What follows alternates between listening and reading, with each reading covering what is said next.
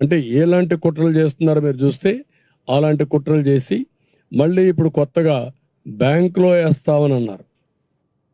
నేను అడుగుతున్న last time మీరు ఏం చెప్పారు? మా దగ్గర బ్యాంక్ అకౌంట్స్ లేవని చెప్పారు. పోయిన నెలలో లేని అకౌంట్లు ఇప్పుడు ఎట్టొచ్చాయి? You answer this. అంటే మీ కుట్రలు ఏం చేసినా ప్రజలు నమ్ముతారని, లేకుంటే మేము కూడా ఒప్పుకుంటామని. ఇది ఏమాత్రం ఆమోదయోగ్యం కాదు. ఈరోజు మీరు చూస్తే వాళ్ళు చెప్పినట్లు చూస్తే ఆధార్ లింక్ అయిన ఉన్న లబ్ధిదారులందరికీ బ్యాంకులో వేస్తాం, మిగిలిన వాళ్ళందరికీ ఇంటికి పోయి ఇస్తామంటున్నారు. మొత్తం 65,49,000 మంది పెన్షనర్స్ ఉన్నారు.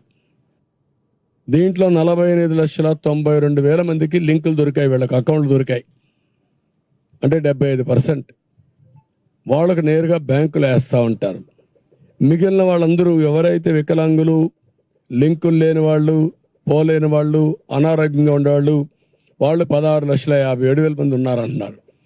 ఎవరు పోలేరు? మీ దగ్గర లింక్ అడ్రస్ ఉందా? వెరిఫై చేశారా మీరు? ఎప్పుడు వెరిఫై చేశారు? రాత్రి చేశారా? మీరు 65,49,000 మంది ఎవరు వికలాంగులు, ఎవరు ఆరోగ్యంగా బాగలేరు, ఎవరు నడవలేరు అని మీకు తెలిస్తే అంటే పోయి వెరిఫై చేసిన వాళ్ళకే ఇవ్వచ్చు కదా ఇంటి తెరిపి. నేను అడుగుతున్నాను, నీకు 75% అకౌంట్లు ఉన్నాయంటున్నారు, 25% అకౌంట్లు లేవంటున్నారు. పోయినసారి మా దగ్గర అకౌంట్లు లేవన్నారు. ఇప్పుడేమంటున్నారు మళ్ళీ? ఈ యొక్క 25 లక్షలు కూడా దీంట్లో అనారోగ్యంతో ఉన్నారంటున్నారు. అనారోగ్యంతో ఉన్నారని నీకెడ తెలిసింది? ఎప్పుడు చెక్ చేసావు నువ్వు? దాన్ని బట్టి ఆలోచించుకుంటే బోగస్ ఇన్ఫర్మేషన్తో వీళ్ళు కాలయాపన చేస్తున్నారు. ఇది కరెక్ట్ అప్రోచ్ కాదు, ఇది వాస్తవానికి దూరం. ఈ విషయం వీళ్ళు గుర్తుపెట్టుకోవాల్సిన అవసరం ఉంది. ప్రజల్ని మోసం చేయొద్దండి.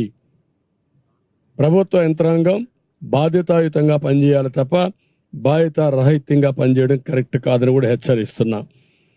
ఇవన్నీ చూసినప్పుడు దీనివల్ల చాలామంది అకౌంట్ వేస్తాం, ముసలి వాళ్ళకి అకౌంట్ వేసిన తర్వాత బ్యాంకులో పడిందా తెలుసుకోవాలి కదా.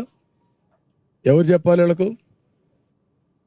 దానికి ఇప్పుడు అందరూ సెల్ ఫోన్లో చూసుకుంటారా ముసలి వాళ్ళందరూ? ఆ శక్తి ఉందా? అంటే మీరు ఎన్ని డ్రామాలంటే మళ్ళా వీళ్ళు ఆ బ్యాంక్కి వెళ్ళాలి. అంటే నిన్న సచివాలయం చుట్టూరు తిప్పించారు, ఇప్పుడు బ్యాంకుల చుట్టూరు తిప్పిస్తారు. ఒక విషయాన్ని ఎంత కాంప్లికేట్ చేస్తున్నారంటే, ఏ విధంగా ప్రజల జీవితాలతో ఆడుకుంటున్నారంటే, ఇంత మునుపు 2 కిలోమీటర్లు 3 కిలోమీటర్లు వచ్చేవాడిని, ఇప్పుడు బ్యాంక్ అయితే 5 కిలోమీటర్లు ఉంటుంది. కనీసం అన్ని ఊర్లలో పక్కనే బ్యాంక్ ఉండదు. ప్రతి ఒక్క పంచాయతీలో కూడా కొన్ని బ్యాంకులు ఉండవు. అంటే పంచాయతీలు ఇచ్చేది పోయి ఇప్పుడు వేరే దగ్గరికి పోవాలి. అక్కడ మేనేజర్ లేకపోతే పడిగాపులు గాయాలి. అంటే వీళ్ళ అవసరానికి డబ్బులు రాకుండా చేసి మళ్ళీ నిందలేయాలి, బురద జల్లాలి. ఇది ఒక కార్యక్రమం కింద పెట్టుకొని కుట్ర చేసేదానికి తెరలేపారు. దీన్ని నేను చాలా తీవ్రంగా ఖండిస్తున్నా.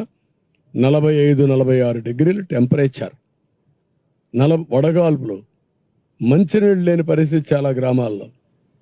ఇలాంటి సందర్భంలో ఇప్పుడు ఎక్కడ చూసినా మంచినీళ్ల కోసం ఆందోళన చేస్తున్నారు.